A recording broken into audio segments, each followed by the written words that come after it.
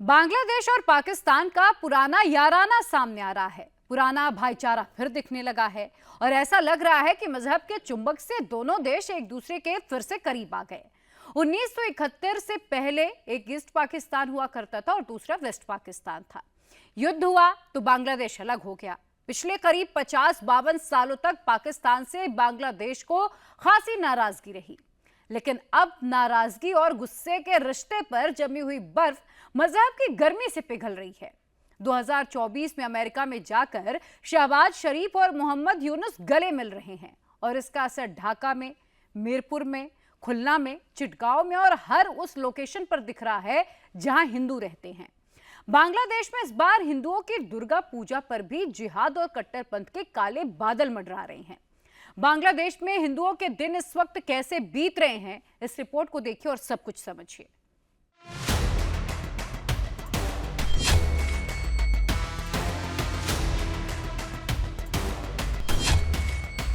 पाकिस्तान की राजधानी इस्लामाबाद और बांग्लादेश की कैपिटल ढाका के बीच सिर्फ 2014 किलोमीटर का फासला है, लेकिन बदले हुए हालात में पाकिस्तान और बांग्लादेश एक दूसरे से अपने अपने मुल्कों में नहीं मिले, बल्कि इस मुलाकात के लिए शहबाज शरीफ इस्लामाबाद से 11,071 किलोमीटर और बांग्लादेश के चीफ एडवाइजर मोहम्मद यूनुस ढाका से 12,655 किलोमीटर दूर न्यूयॉर्क में जाकर मिले।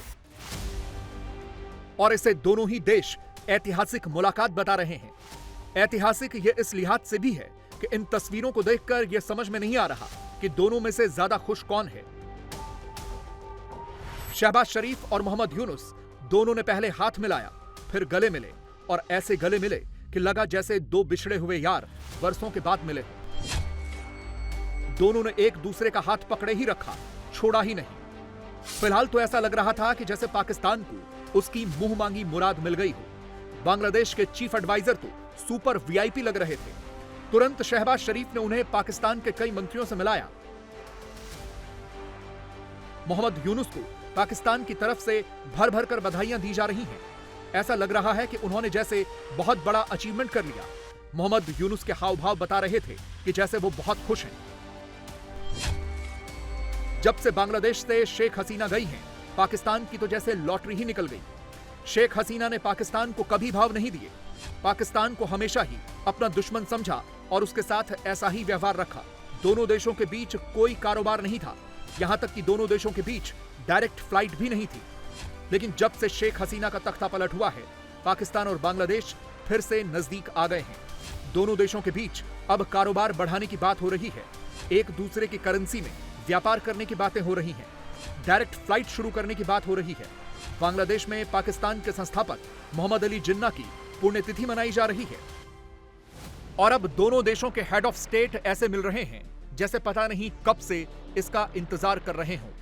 जैसे ही न्यूयॉर्क में दोनों की मुलाकात हुई, तुरंत पाकिस्तान के चैनलों पर बड़ी बड़ी ब्रेकिंग न्यूज और हेडलाइन चलने लगी।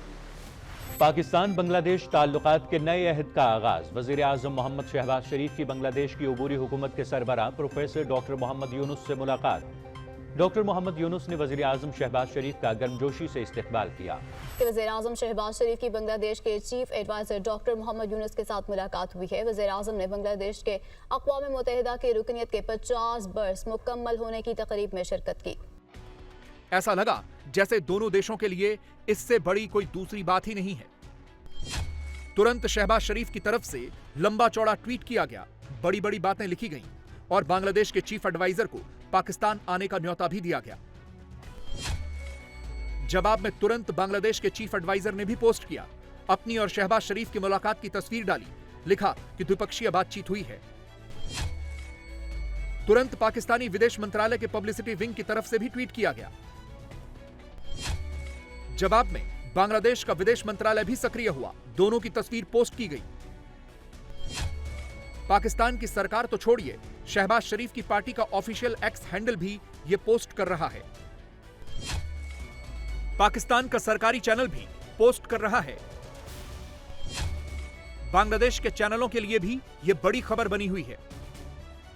पाकिस्तान और बांग्लादेश के दरमियान नए दौर का आगाज, बायमी एतमाद और मोहब्बतों के तबादले का अज़्म। न्यूयॉर्क में यूएन जनरल असम्बली के मौका पर वज़ीर-ए-आज़म शहबाज शरीफ ने बांग्लादेश के चीफ एडवाइजर और कायम मकाम वज़ीर-ए-आज़म डॉक्टर मोहम्मद यूनुस की दावत पर बांग्लादेश के अक़वाम मुत्तहिदा की रुकनीत के 50 बरस मुकम्मल होने की तकरीब में शिरकत की। तकरीब में बांग्लादेशी वज़ीर-ए-आज़म डॉक्टर मोहम्मद यूनुस ने वज़ीर-ए-आज़म शहबाज शरीफ और पाकिस्तानी वफद का पुरतपाक इस्तकबाल किया। दोनों रहनुमाओं के दरमियान होने वाली मुलाकात में दोनों ममालिक के ताल्लुकात को वुसअत देने पर तबादला ख्याल और मुख्तलिफ शोबों में ताउन के फरोग पर इत्तफाक किया गया। तकरीब में बांग्लादेश के वज़ीर-ए-आज़म और नामवर मईशतदान डॉक्टर मोहम्मद यूनुस ने वज़ीर-ए-आज़म शहबाज शरीफ को तस्वीरी किताब आर्ट ऑफ टर्म तोहफे में दी। लेकिन सवाल है कि आखिर क्यों ये दोनों देश अचानक से एक दूसरे के करीब क्यों आए? इसके लिए आपको इन दोनों ही मुल्कों का कॉमन इंटरेस्ट समझना होगा। शेख हसीना के जमाने में बांग्लादेश पूरी तरह से भारत के पक्ष में था, लेकिन जब शेख हसीना का तख्ता पलट हुआ तो बांग्लादेश की सत्ता पर बीएनपी और जमात इस्लामी का कब्जा हो गया। सरकार का मुखौटा मोहम्मद यूनुस को बना दिया गया। अब बांग्लादेश का सबसे बड़ा दुश्मन भारत हो गया, क्योंकि भारत ने शेख हसीना को शरण दी हुई है। अब पाकिस्तान तो पहले से ही भारत को दुश्मन मानता है। अब जब दोनों देशों का एक कॉमन दुश्मन है तो फिर ये तो सबसे बड़े दोस्त हो गए। बस यही हो रहा है, इसीलिए दोनों के बीच गहरी दोस्ती हो रही है। एक चीज तो कही जा रही है कि पिछले 50 साल की जो बांग्लादेश इंडिया की इन्वेस्टमेंट थी बांग्लादेश के अंदर, वो उड़ गई है। ये ऐसी है जैसे पिछले 50 साल की पाकिस्तान की इन्वेस्टमेंट अफगानिस्तान के अंदर उड़ गई है। लेकिन इंडिया की जो इन्वेस्टमेंट बांग्लादेश के अंदर उड़ी है, इससे इंडिया को, सोसाइटी को कोई नुकसान नहीं हुआ। इंडिया के फॉर शॉर्ट टर्म इंडिया के जो फॉरेन अफेयर्स हैं, जो इंडिया की जो पॉलिटिक्स है, वो अंडरमाइन हुई है कि उनको they are in trouble. But on the contrary Pakistan जो है, हमारा तो मुआशरा ही टूट गया है ना, जिस अंदाज से हमने एक रियलाइज किया है कि अमेरिकन का हाथ ज़रूर है बांग्लादेश की नई हुकूमत के ऊपर, और इंडिया और बांग्लादेश के ताल्लुकात जो है वो नॉर्मलाइज होते नज़र नहीं आ रहे। थोड़े दिन पहले ये तौहीद हुसैन साहब थे, इन्होंने एक स्टेटमेंट जारी की थी कि it depends on the host, ये होस्ट के ऊपर डिपेंड करता है कि वो शेख हसीना वाजिद का मुंह बंद करवाते हैं कि नहीं करवाते। ठीक है जी, ये चीज़ है। ठीक है कि आज वो कह रहे हैं कि जी बांग्लादेश की आवाम को बड़ी तकलीफ हुई है, हम बड़े हर्ट हुए हैं, हम बड़े आपको डिसप्लेयर शो करते हैं और गवर्नमेंट ऑफ इंडिया को एडवाइस करते हैं कि अपने पॉलिटिकल लीडर्स को कहें कि वो हमारे बारे में इस तरह के कमेंट्स ना करें। लेकिन सवाल है कि क्या बांग्लादेशी 1971 में पाकिस्तान की सेना के जुल्म सितम को भूल गए? पाकिस्तान की सेना ने बांग्लादेश के मुक्ति संग्राम में 30 लाख से ज्यादा लोगों की हत्या की थी। क्या बांग्लादेशी भूल गए? शेख हसीना के पिता शेख मुजीब ने पाकिस्तान के साथ इस संग्राम में महत्वपूर्ण भूमिका निभाई थी। उन्होंने पाकिस्तान का कब्जा छुड़वाने के लिए आंदोलन किया था। ऐसा लग रहा है कि शेख हसीना के तख्ता पलट के बाद बांग्लादेश ने शेख मुजीब को भुला तो दिया, उनकी मूर्तियां तक तोड़ डाली, लेकिन क्या वो पाकिस्तान का जुल्म सितम भुला पाएंगे? Is it possible to forget the first some? I think we should turn a new page, as my brother said, and as the chief advisor said this morning to our prime minister. We have in the past had troubles in our relationship, and I think both the countries, brotherly countries, they must make a new start, which will benefit both the countries and make our position much stronger in the subcontinent. I think this gives us a huge opportunity to make a new start and forget about the bitterness of the past. You know, this is what should be the spirit of our relationship. Bangladesh फिलहाल तो पाकिस्तान की आंखों का तारा बना हुआ है। पाकिस्तान में इस वक्त बांग्लादेश का हाई कमिश्नर सबसे बड़ा वीआईपी है। बस पाकिस्तानियों को लग रहा है कि बांग्लादेश उनकी तरफ आ गया तो उनकी बहुत सी समस्याओं का हल हो जाएगा। पाकिस्तान इस वक्त आर्थिक संकट से जूझ रहा है। शेख हसीना के दौर में बांग्लादेश की स्थिति ठीक थी। बांग्लादेश से पाकिस्तान ने कुछ आर्थिक मदद की उम्मीद भी जरूर लगा रखी होगी। इसीलिए तो पाकिस्तान और बांग्लादेश में एक दूसरे की करेंसी में ट्रेड करने की बातें हो रही हैं। We can have more and more people-to-people contact. We have collaboration in agriculture, IT, the areas which are important for economic development of our two countries and eventually benefit the people of the two countries. I tell you, just declare no visas, no tariffs, no custom duty. That's all. That is all. Make the Bangladesh taka and the Pakistan rupee comparable. So you can buy things in Pakistani rupees or Bangladesh taka. Simple. असल में पाकिस्तान बांग्लादेश की मदद से भारत को disturb करना चाहता है। भारत के उत्तर पश्चिम में पाकिस्तान है, नॉर्थ में भी पाकिस्तान और चीन की वजह से डिस्टर्बेंस है। ईस्ट का बॉर्डर शांत है क्योंकि वहां अभी तक बांग्लादेश के कट्टरपंथ पर शेख हसीना ने लगाम लगाई हुई थी। लेकिन अब पाकिस्तान की पूरी कोशिश है कि भारत का पूर्वी बॉर्डर बांग्लादेश की मदद से डिस्टर्ब किया जाए और इसकी कोशिशें शुरू भी हो गई हैं। बांग्लादेश की नई सरकार लगातार उन कट्टरपंथियों और आतंकियों को छोड़ रही है जिन्हें शेख हसीना ने गिरफ्तार किया था।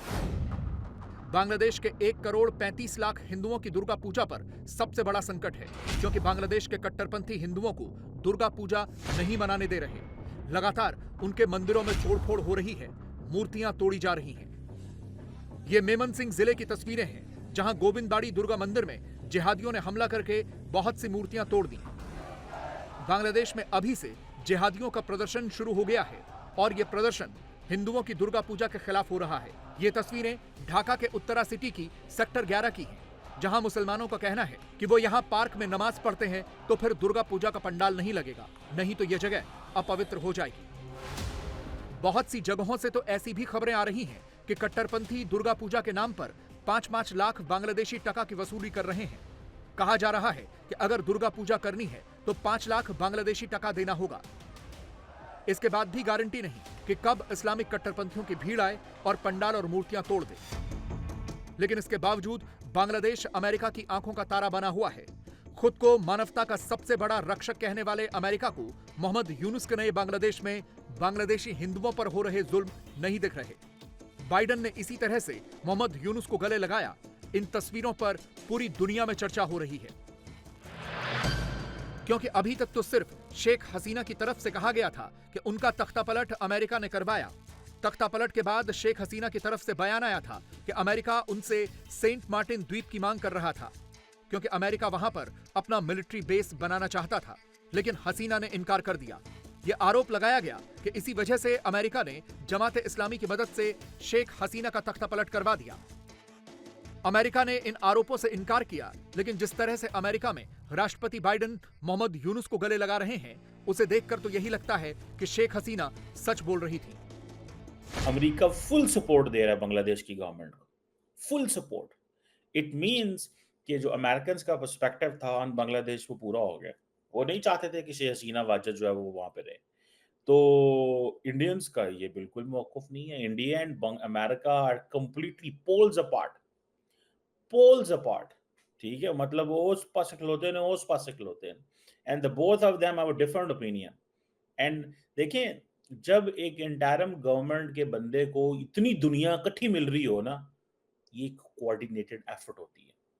ये without speaking they are interacting. मतलब ये सारे वेस्टर्न वर्ल्ड जो है ना, ये इस तरीके से इंटरेक्ट कर रही है कि जो ऐसे लग रहा है कि बस भाई ये तो बड़ा वो है। अब बांग्लादेश की जारी बात है, इसकी जो जियोपॉलिटिक्स की वैल्यू है, देखें एक तरफ चाइना है, एक तरफ इंडिया है। अमेरिकन नहीं चाहते थे कि डेफिनेटली इंडिया का इतना ज्यादा इन्फ्लुएंस हो कि we have to go Dhaka via Delhi. अपनी अमेरिका यात्रा में मोहम्मद यूनुस ये दावा कर रहे हैं कि उनके मुल्क में कहीं कोई अत्याचार नहीं हो रहा, किसी पर कोई जुल्म नहीं हो रहा, किसी के खिलाफ बदले की कार्रवाई नहीं हो रही। जबकि हकीकत यह है कि बांग्लादेश में इस वक्त हिंदुओं पर खूब जुल्म सितम हो रहा है। शेख हसीना के समर्थकों पर अत्याचार हो रहा है। शेख हसीना की पार्टी के नेताओं को झूठे केसेस में फंसाकर जेल में डाला जा रहा है। अब बांग्लादेश की सरकार के लिए इससे ज्यादा शर्मनाक और क्या होगा कि उनके खुद के क्रिकेटर को बांग्लादेश वापस लौटने में डर लग रहा है। बांग्लादेश की टीम भारत में इस वक्त टेस्ट सीरीज खेलने के लिए आई हुई है। बांग्लादेश के स्टार खिलाड़ी शाकिब अल हसन वापस नहीं लौटना चाहते। ऐसा इसलिए क्योंकि शाकिब शेख हसीना की पार्टी अवामी लीग के सांसद थे। अवामी लीग के सारे नेताओं के खिलाफ फर्जी केस दर्ज हो रहे हैं और मोहम्मद यूनुस की सरकार उन्हें जेल में डलवा रही है। शाकिब के खिलाफ भी बांग्लादेश में मर्डर की एक फर्जी एफआईआर दर्ज हुई है। अब शाकिब को डर लग रहा है कि कहीं वो बांग्लादेश जाएं और गिरफ्तार न हो जाएं। इसीलिए आज शाकिब ने प्रेस कॉन्फ्रेंस में ही T20 से रिटायरमेंट का ऐलान कर दिया और ये भी इच्छा जाहिर कर दी कि साउथ अफ्रीका के खिलाफ होने वाली टेस्ट सीरीज में वो रिटायर हो जाएंगे, बशर्ते कि उन्हें टेस्ट सीरीज खेलने दी जाए। साउथ अफ्रीका अगले महीने टेस्ट सीरीज खेलने बांग्लादेश आ रही है। Going back to Bangladesh is not a problem. Leaving Bangladesh, and while I am in Bangladesh, the safety and security, that's my concern. What I'm hearing from my close friends and family members, they have their concern. So I hope things are getting better, things are well, and there should be a solution to it. I haven't said that it's my desire. I have said that to the BCB and the selector. They agreed with me. They are trying to organize everything in possible way so that I can go back to Bangladesh, play those two test match or the match in Mirpur and finish my test career there. And then after that, when we play a series abroad, I can go out of the country safe.